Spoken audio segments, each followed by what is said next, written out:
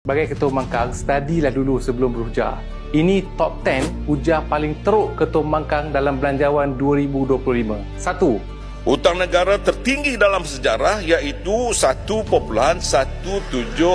trilion ringgit pada tahun lepas, meningkat 92.9 bilion. Dia kata ini hutang paling teruk dan paling tinggi dalam sejarah. Hakikatnya, tahun 2021 zaman PN hutang baru 100 bilion. 2022 zaman PN juga hutang baru 100 bilion. 2023 zaman PMX hutang baru hanya 93 bilion. Tahun ini 86 bilion dan tahun depan insya-Allah 80 bilion. So mana lagi tinggi? Nombor 2. Dan 90% isi rumah di negara ini terkesan dengan kenaikan kos sara hidup. Beliau kata kos sara hidup sangat tinggi dan kenaikan harga barang mendadak. Hakikatnya adalah harga barang daripada merdeka lagi sampai sekarang memang akan meningkat. Apa tugas kerajaan? Dia kena kawal kenaikan itu. Zaman Perikatan Nasional, kenaikan atau inflasi adalah 4%. Itu yang ditinggalkan kepada PMX. Bila PMX ambil alih, yang terbaru ni data menunjukkan kenaikan atau inflasi hanya 1.9%.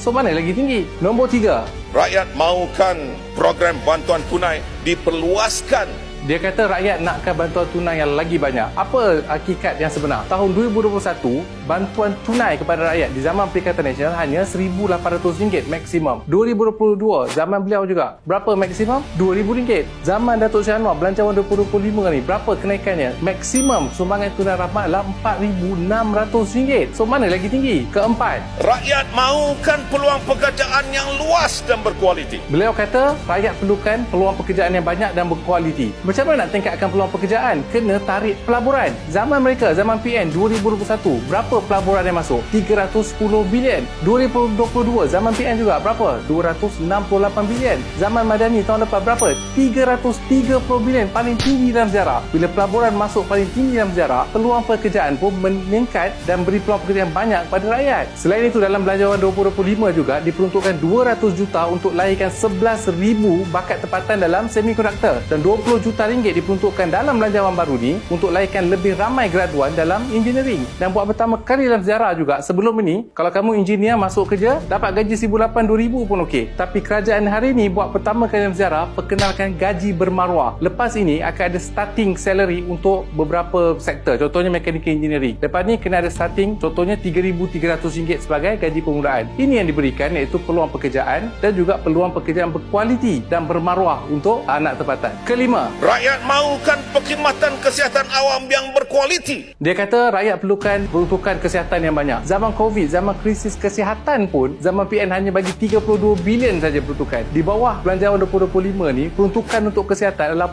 45 bilion. Mana lagi tinggi? Keenam, Rakyat mahukan bantuan kewangan yang lebih besar bagi pendidikan. dia kata perlukan peruntukan lebih tinggi untuk pendidikan. Zaman PN 2021, berapa peruntukan pendidikan? 50 bilion. Baru ni Belanjawan 2025, berapa peruntukan untuk pendidikan? 64 bilion. So mana lagi tinggi?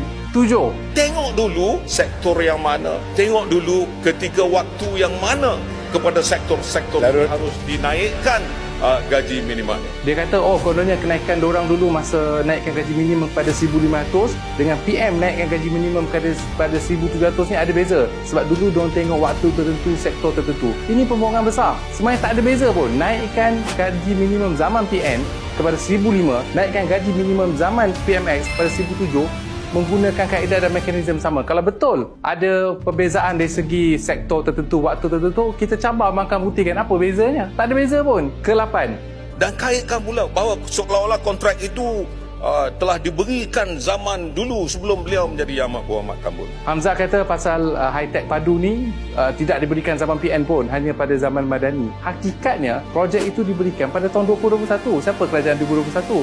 Perikatan Nasional. Renewal of contract berlaku pada tahun 2022 iaitu zaman PN dan 2023 pada zaman Madani. 9. Tarikh kelulusan Kementerian Kewangan diperolehi Februari 2024 dan pembelian saham berlaku pada Mac 2024. Punyalah beliau nak buktikan yang benda ni berlaku zaman Madani, sampaikan beliau terkantoi. Apa yang terkantoi? Dia kata, projek kepada high-tech ini diluluskan pada Februari 2024. Mac 2024, beliau sendiri kata Farhaj beli saham high-tech. Apa maksudnya? Maknanya, waktu MOF luluskan projek itu kepada high-tech pada Februari 2024, Farhaj tak ada kaitan pun dengan high-tech baru. So, mana datang conflict of interest? Sebab Februari diberikan projek, Mac baru Farhaj beli saham company sebut. Jadi mana pergi conflict of interest? Ini bukan saya kata. Hamzah sendiri yang kata dalam parlimen tadi. Februari reward projek itu oleh MOF. Mac baru Farhash ambil alih. So ini yang kata kantoi sendiri. Dan yang terakhir ke-10.